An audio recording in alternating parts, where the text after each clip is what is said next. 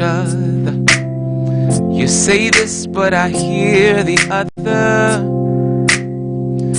We might be reading in between lines that don't exist at all.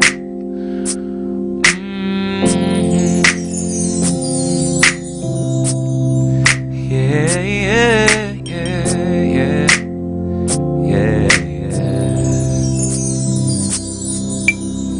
He takes a hand and says, I can take a bullet for you. But lovers tend to shoot and kill without intending. She says the words but could never take them back. She'll apologize, but the words cut too deep. So he stays silent. Oh, he stays silent. Slow down. You're still the man who stole your heart. You're still the girl of his dreams. So slow down. You're still the man who swept you off your feet. You're still the girl who took his breath away.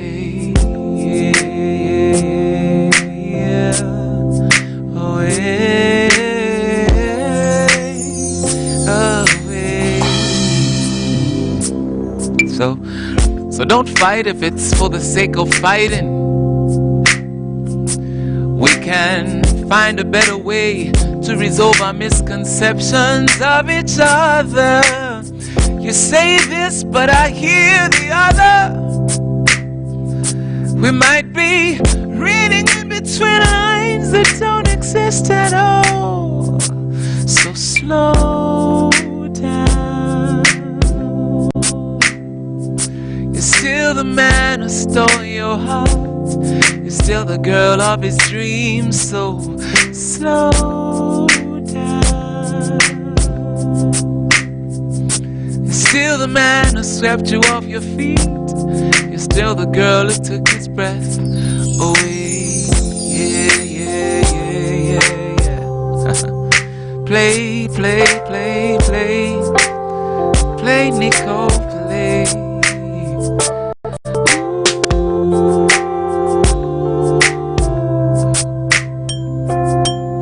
Yeah, yeah, yeah.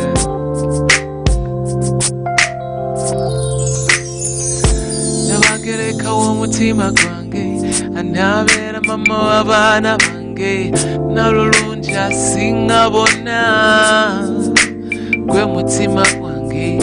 Nabagireka w'umutima gwange anabera mama w'abana bange nalulunja singabona gwe mutima gwange.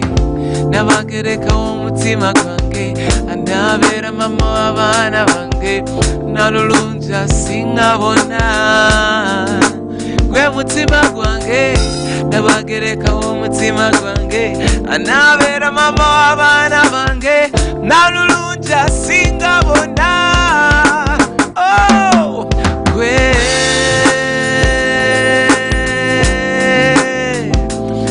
wange, gwe wange, gwe wange, gwe wange, gwe wange.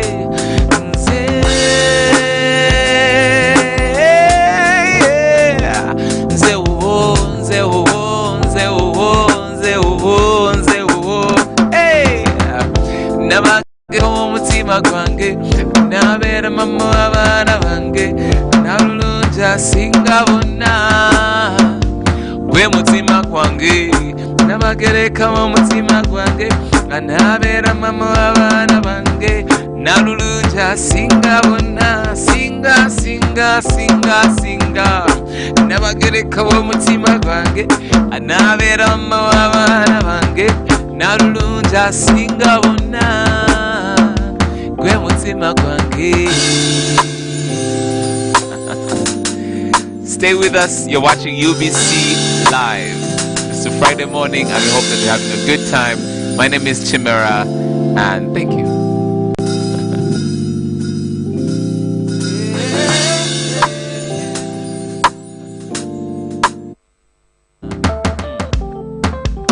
indeed there. Oh, this is a special Friday indeed for you in terms of music, and we do this every Friday. We take efforts to spice up, to usher you into the weekend. And today being a Friday, we're also going to be looking at some of the stories that have made headlines throughout the week, and that is our weekly press review. But I don't do this alone. I'm usually with the lady, and that is a woman who is so passionate about Africa, most even her dress code, the moralist. That is Rachel Takali. Rachel, good morning. Morning. I must say you're looking good in the chitenji and of course the black as Ramon Magufuli. Thank you. How was your week going? Okay. It's an average week. An average, ups, lows, if any at all? I think ups, I have to talk about the swift arrest of that murderer in Ruaga Division. This man was a menace, especially to the women in that area. But the police tell us that they have been enabled specially because they now have new technology on hand. So we're hoping that some of these older cases that have all but gone cold will be revived maybe and solved finally. With the new technology that they were using. Of course, indeed, we must commend them for how fast it was, because it has created a lot of alarm in society. But within just a blink of an eye, then the actual, according to police, they have the right person who committed these offenses, and he has confessed. And actually, you could be having two, but I've so far murdered about 5. And there are crimes of passion. He feels offended. These women are not conducting themselves as experts, and he takes pride in actually killing. He's a sick man. That's why he was subjected to a mental test. He's definitely twisted, not ordinary in any way. Then your law of the week? The law has been Honorable Dongoto. I think he's anything but honorable as we speak. He'll be arraigned in court this very morning in Gulu on charges of assault, malicious damage to property, and illegal possession of a firearm. They say he did not re-register his firearm, and they also say he jumped on this reporter or journalist back in 2019, and then he also jumped police bond. Imagine this behavior is not honorable. Person that has made laws, she's been in parliament for a long time, 20 years. He knows what it takes. That well, you have to report. Simple. Go for police bond, then either they counsel and register your firearm. Yeah. And you don't jump on people in public places, not even in private places, and attempt to take the law in your own hands.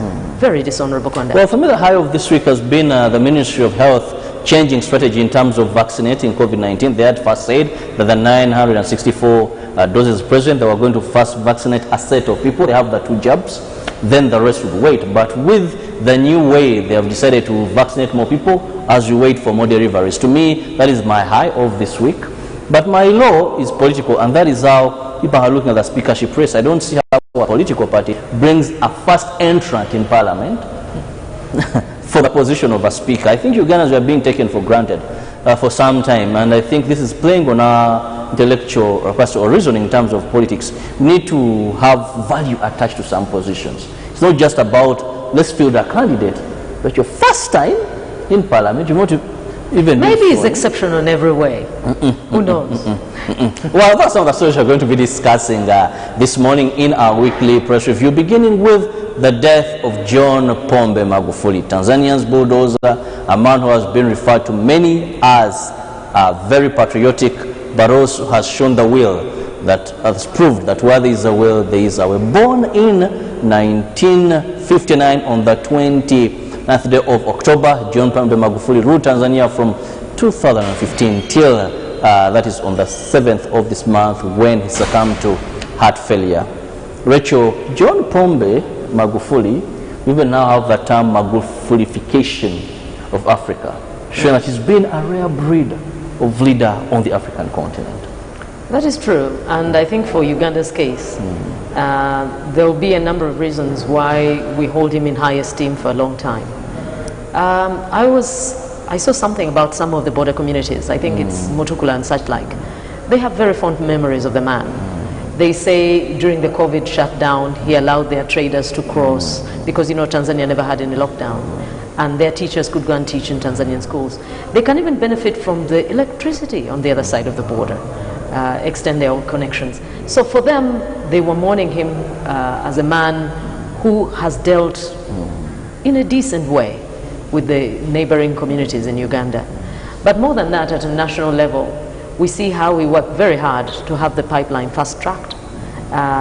He was even due this month to actually... Actually, he died on the 17th and the launch was on the 22nd. Yes, yes. He was due in the country this very month to start the end process of this pipeline building and so on. He was very active, he pushed very hard, he bent backwards in every direction to the point of actually cutting the deal from under the feet of Kenya. You know that pipeline was originally to be through Kenya, but he offered concessions. He was very cooperative. He was very enthusiastic. So Uganda owes the memory of Magufuli. We owe respect to the memory of this man. He did what many other people have not done. But also, I don't know whether he had a fondness for the people of Uganda or Uganda. Because of the Tanzanian leaders, he's the one who has visited us most. I think about 3 times, or this was the 3rd, something along those lines. So his Pan-African credentials are not in doubt. That is why the people of Zimbabwe are represented at one of his funeral arrangements. The DRC, South Africa, yes. They remember how he felt about Africa in general and African Let's causes. look at the fundamental reforms he made when he became president. First and foremost, cutting expenditures of the government. Remember, he banned ministers, dignitaries there from moving out of the country. He said, no, we must look at where we can save our monies. Looking at also how he fought corruption. That when Magufuli came into power, Chama cha Mapinduzi, the party that he belongs to, or he belonged to, had lost it when it comes to the fight against corruption. And many thought that maybe the party that dominated Tanzanian politics since independence was time to have an alternative. But when Pombe Magufuli comes in power, he restores the confidence of the people. The Chama cha Mapinduzi, we can bite our very own to save the wealth, the resources of this country. I think the late Magufuli has put to shame a lot of leaders on this continent. Those who claim that it will take heaven and earth to get some changes within a certain period of time. If it's obviously not true, it's the willpower. This man had immense willpower, and he had the character to match. He had a very thick skin, and so talking about him and you know, disparaging him was not enough to stop him from achieving whatever he wanted to achieve. And he has detractors, of course, because many people are hurt when you stop corruption, when you stop irregular purchases, when you stop needless expenditure. Many people are hurt. But in the interest of the nation, I think he has more people on his side, because the benefits of his leadership are very tangible. They're not theory, they're not elitist, they're not... for example, someone was saying that 80% of the people of rural Tanzania are now on the electricity grid. I don't know that any other country on this continent is in that same place. The urban areas also very much on track to reach targets that were not imaginable before. But also, these massive infrastructure deals of his were very much underwritten by local resources. So he also did away with the myth that you actually have to deal with international financial institutions to do your work at home. He knew that you can't be beholden to powers that don't have your interests at heart and think you're going to move in the way you should have moved. So this man will go down in history for many, many years as a man who was not just prudent, but he was very practical, he was committed, and totally focused. And he fought bureaucracy, which has always been a problem when it comes to ensuring development in Africa. So much of bureaucracy. His way of doing things, I would say maybe was more like a modern dictator, but doing things in the right path for the development of people. These issues of you cannot expel, you cannot suspend, and really so much bureaucracy, we lose money. Magufuli's style is something that we believe many leaders on the African continent will have to borrow a leaf from to propel their countries to the other level in a very short time. Away from John Pombe Magufuli, may his soul rest in eternal peace. He will be buried today. He will be laid to rest in his ancestral home that is in Chato, northwest of Tanzania, and many heads of state are expected to attend this, but also we must understand that this is a time of COVID-19. He has, in one way or the other, not handled that, and his critics have built so much on that. Also, the element of human rights and propelling democracy has been more seen. There is a letter recently by Tundu Lissu about who Magufuli was on the other aspect of it. But in Africa, when a person dies, we focus more on the good and we learn from the good. And John Pombe Magufuli, we can all agree that he was one of the greatest breeds that Africa has ever produced in terms of leadership. We now look to vaccination. Uganda, we've rolled out vaccination. That was on the 10th of this month. Vaccines arrived on the 5th of this month. And we came out and changed strategy now. But what we are going to do, let's use what we have for as much as it can accommodate as we wait for another consignment. But also now, we've seen those that are willing to import vaccines. The Ministry of Health is going to give them a leeway. And also bringing the private sector on board in terms of ensuring that many Ugandans get vaccination. The army led, we saw police, yesterday parliamentarians, politicians there. I've seen some journalists also getting these jabs. Well, they're to be commended. And I think the government has made a deliberate effort to downplay what they say are the side effects of this vaccine in some certain cases. The WHO is on record also vigorously defending this line of protection. They say that it's no more unsafe than other kinds of medication. But I think it's also critically important to build confidence in such a product. And I think by some of our leaders volunteering to be on the forefront of this effort, I think it has helped in many ways.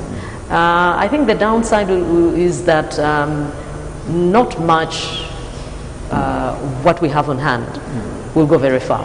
The 694,000 doses that were originally released, the COVAX facility, will not cover that much ground. So we're expecting that the balance that is now really being underwritten by the Ugandan taxpayer, because the other one was a WHO thing, underwritten fully by the World Health Organization. We're hoping now that these other vaccines that they use to supplement this effort, and hopefully there'll be many times more, that will actually do more in covering the populations that are not covered at this time. Whereas they have started making inroads in covering the people who are, I think, 70 and above. I think that's where they started. Because if you say 50 and above, they're too many. Then they have started with the teachers. And those that have the proof of all documentation, have comorbidities, so other diseases that render them very vulnerable to COVID, they have also been able to access this. I think for the challenge as we speak is how to actually broaden this effort to make it more far-ranging than can be achieved with what is on hand. And we're hoping that, I think they were hoping that more will be in by May maybe. And at that time I think the people will have acclimatized to this. You know, everything new comes with its own concerns, everything new comes with its own worries. But I think at that time people have acclimatized by far and large. I also want to commend Ministry of Health, the way it has been able to rub off that is false propaganda regarding this vaccination. I want to also uphold and commend various dignitaries in this government, culturally. Key journalists, we saw our very own Maurice Mugisha taking a jab. We've seen key heads in government ministries, Dr. Jane Ruth Acheno herself. So I think this is something that has created faith within Ugandans that this is very, very okay, and it doesn't have very Honorable Moses Ali. Honorable Moses Ali. So I want to comment that they have handled this situation, because remember there was so much that was happening. Countries happening, many countries, so much on social media. You talked about the clots, you know. Yeah, the clots. But I think Uganda, we've been able to handle this and also rubbish all this.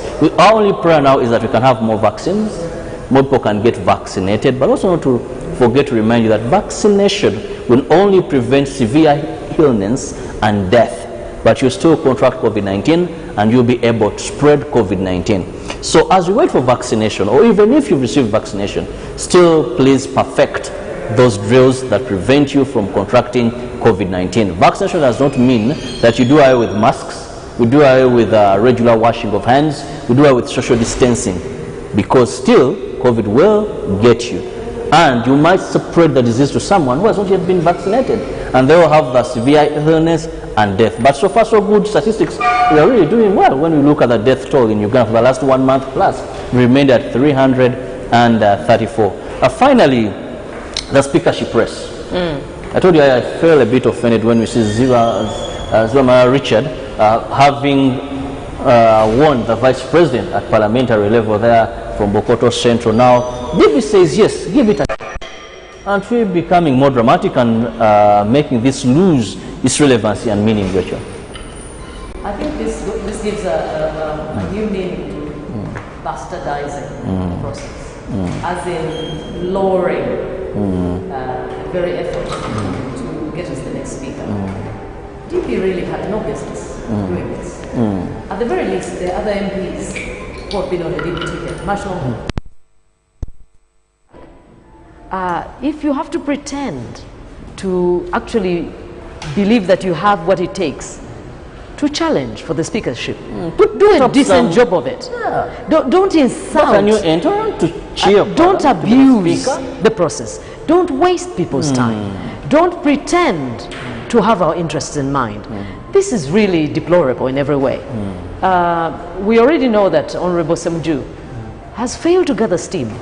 He's written to all these other presidents of the opposition parties, and they've been lukewarm. They're not with him. He wrote to DP. DP has just presented Samara Richard. They basically abused the process. He says he's waiting, and he's availed himself any time that they give him. He will be next to their doorsteps to give them their mandate and tell them why they should, or prove to them why they should vote for him at this special time. But I think also they're looking at the dynamics that play out in this race. You know, maybe this is going to be the first time in the history, because I've already seen members of parliament that succumb to NRM have not in any way gone against what caucus or what the principal wants. So parliament politics of how they come up with a speaker, of course we know it will take NRM, to take the SEC to come up and say who is going to take their flag. And usually what happens, they have the majority number, automatically they win. It could be a miracle. It could be a miracle to see anyone who is not Olanya or Rebecca Kadaga become the Speaker of the 11th Parliament. But I think the people who are biding their time, the people who are fence-sitting, it's in enlightened self-interest. For the simple reason that one of these people will definitely assume the speakership. And you really don't want to be on the bad side of this individual, because some of these individuals have elephantine memories, huge, endless capacity to keep grudges. And they are known to pay back those ones who are seen to be disloyal. So people are keen to, to keep a fine line between their own interests and what they think are the interests of these characters. I think those people's lives are being made a little easier by the fact that Honorable Lanya in particular is being very subtle in his campaigns. He's being very refined. He said yesterday, I was watching on certain media, and he said, I've not done anything for now. I'm waiting for my party. Then after my party comes out on this issue, then that is when I'll do what it takes to begin my efforts in the struggle, in the quest to win the position of Speaker of Parliament. Do you believe him? He's confident that maybe he will. Do you believe him that he's not doing anything? Do you believe That's what he said. Do you believe that? Definitely I don't. There is no seasoned politician who waits for the day of slaughter to start acting, my friend. You will die before your time. So we have to say that he must be doing some fancy footwork behind the scenes. Maybe he has assurances we don't know of. But what I'm saying, this one makes it easier for the would-be voters, because otherwise the pressure would be unbearable. Yes. The pressure from both camps to appear to be loyal, even when that may not be your position. But I think at the end of the day, what could really be, if SEC chooses not to engage directly, the deal breaker would be to change the rules of procedure concerning the voting. Well, for me, my worry is if SEC chooses not to engage directly. No. To leaving it a fair play, that is okay. But that will not happen. But in case it just chooses not to give the incumbent speaker, and in case she insists, says, I'll come on my own, what will befall of the 11th Parliament? That's my greatest fear. Why would it be a fear? Because I want to tell you, when we look at odds, I'm not a spokesperson, but of course I know what odds and what it means to be on ground. Should Rebecca Kadaga not be the favorite to the NRM party, and she insists on still contesting as either now and independent, I don't know how she can do that, that will mean so much to the 11th Parliament. But I think, to a certain degree, people's positions have been bared by circumstances. Remember, the position of, this is not directly related to the race, but the position of the chairman of the NRM was ring-fenced. The position of the first vice chairperson, Mr. Chigongo, was ring-fenced. So the logical conclusion would have been that the second deputy vice president or chairperson that was done. Would have been ring-fenced for her too.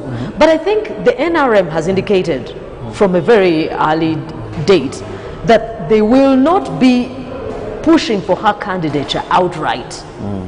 If there is an engaging of gears, if there is a balance of equations that is not what they hoped, maybe they may come out directly. But they have shown from the start that they will not do that for whatever reason. So in the end, the calculations will win. But we don't know at which point which calculations they are.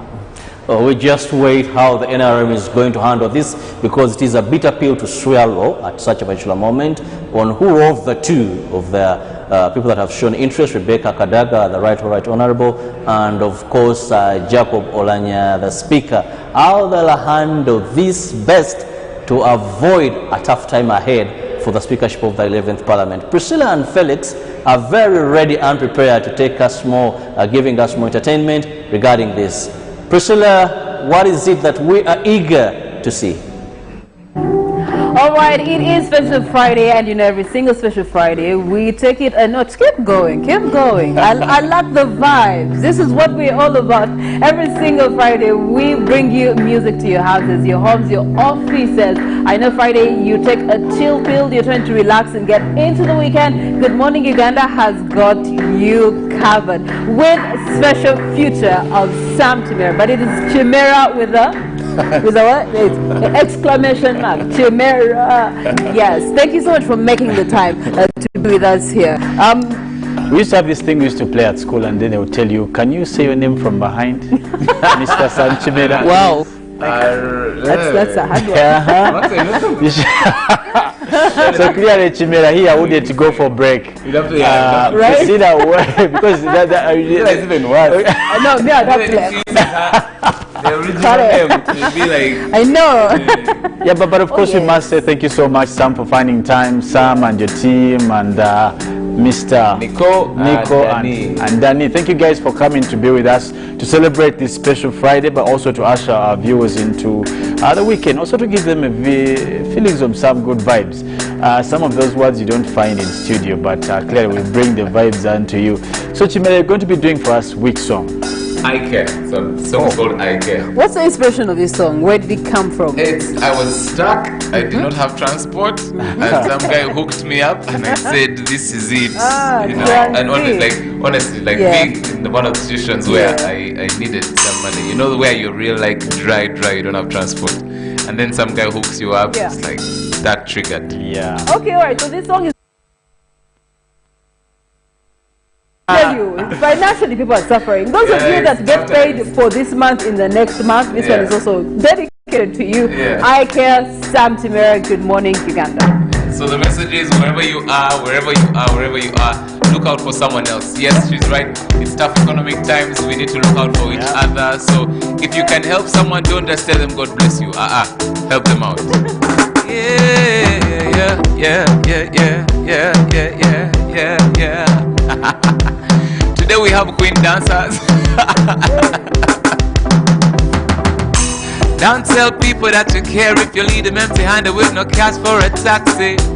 Don't tell people that you care if your pocket be full but you leave them feeling hungry.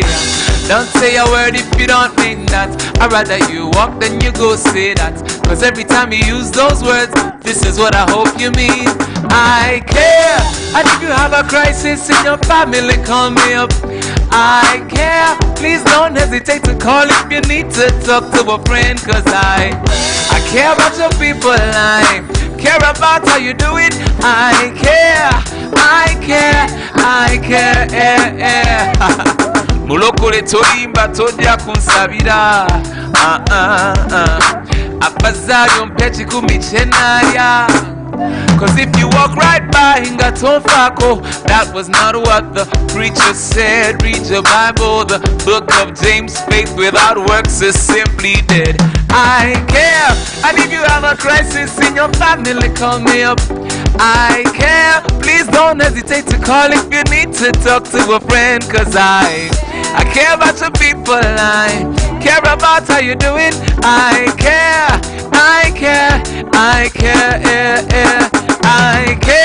And if you have a crisis in your family, call me up. Say please don't hesitate to call if you need to talk to a friend, cause I care about your people. I care about how you do it. I care. So tap on me shoulder when your world gets colder. You don't have to die alone like a soldier, cause I can be there to hold ya. So tap on me shoulder when your world gets colder. You don't have to die alone like a soldier, cause I can be there to hold ya. So tap on me shoulder when your world gets colder. You don't have to die alone like a soldier, cause I can be there to hold ya. So tap on me shoulder when your world gets colder. You don't have to die alone like a soldier, cause I can be there to hold ya. I care. And if you have a crisis in your family, call me up. Say I care. Please don't hesitate to call if you need to talk to a friend. I care. I care about your people. I care about how you do it. I care. One more time, say I care. And if you have a crisis in your family, call me up. Say please don't hesitate to call if you need to talk to a friend, cause I care about your people. I care about how you do it. I care. So tap on me shoulder when your world gets colder. You don't have to die alone like a soldier, cause I can be there to hold ya. So tap on me shoulder when your world gets colder. You don't have to die alone like a soldier. 1, 2, 3. And if you have a crisis in your family, call me up. Say please don't hesitate to call if you need to talk to a friend, cause I care about your people. Care about how you do it. I care.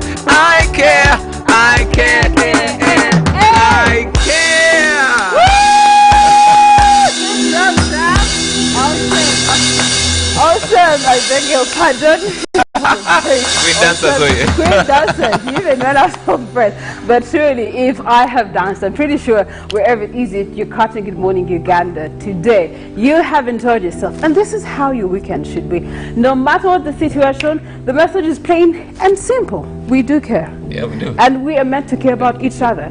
And we're meant to care about the people in our families, in our communities, your workplace, your friends. You haven't called that person in a long time. Pick up that phone, call them, and trust you me, that call could make a difference in their lives. It is Good Morning Uganda Special Friday. Of course, we do have Ruben Pima, the Ngonian, celebrating 119 years, the Fambla. Question is, did he play rugby? Ngonians are very good at rugby, so I need to find out. Yeah, used to. I don't know. Of course, there's competition between Smarkists and Budo, you know, that whole mix there. Yeah. Who's the better rugby school? Yeah, it's a debate. But sports coming up on Sports Update, Good Morning Uganda, with Ruben Pima Chividango, and as you know, Pan-African Friday is here. And so the gentleman, Jagenda Stemakula, and his team are also going to bring you Pan-Africanism right here on UBC television. Thank you. So tap on the shoulder when your work is colder. You're not to die alone like a soldier. Shoulder. So tap on me shoulder. Tap ya. When your work gets colder. Colder. You're not to die alone like a soldier. You don't have to. Yeah.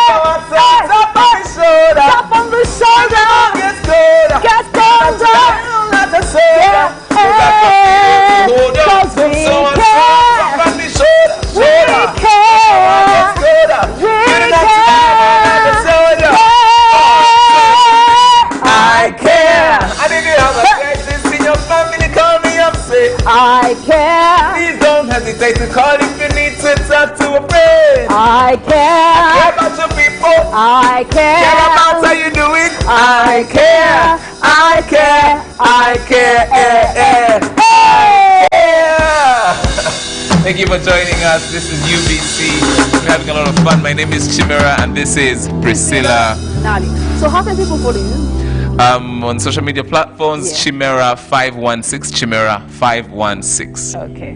All right, Chimera 516. Well, time check is 8:35. Yes, 8:35 is the time check. It's the morning, and from us to you, we're going to be having sport. But if you missed it, in case you missed a certain segment, today has been really humorous. You are going to enjoy it on Twitter at UBC TV Uganda. At Facebook, you can go back and revisit the show on UBC TV, and on YouTube, UBC Television Uganda. Which team do you support in football? I don't really support football. You know, what game do you play? I play music. You play music? Okay, basketball at least? I used to. I can't say I used to. Like, I played, but not like, not competitively. Did you follow any particular basketball team? Not really. I like the actual playing. So let's put it that way. I like the actual playing. So even football, I like the actual playing. Like, let's go and play. Yeah. If I find a match on, I'll watch. But case, so yeah, I'm a bit of a special case. All my brothers love football, and me, I'm like, who transferred where? I don't know. So you can sing, but you can't play. Ruben can't sing. Play. I just don't follow the don't pour me there. Okay. Fully now. Right. He can attempt to play. Yes. Question is, can Ruben sing? That's a good question. Nice.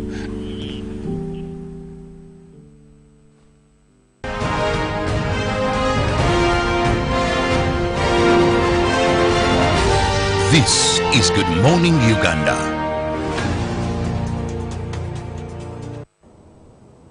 The day the world stopped was the day we found where to go.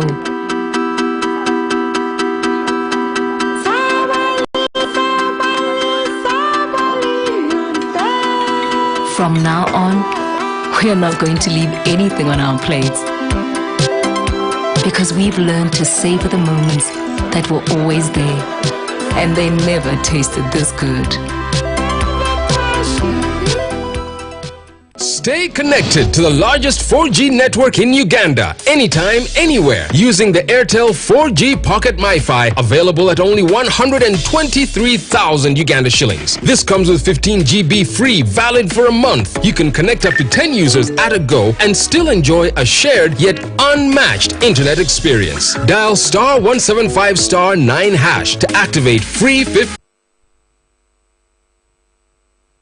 Airtel, the smartphone network. Airtel is regulated by the Uganda Communications Commission.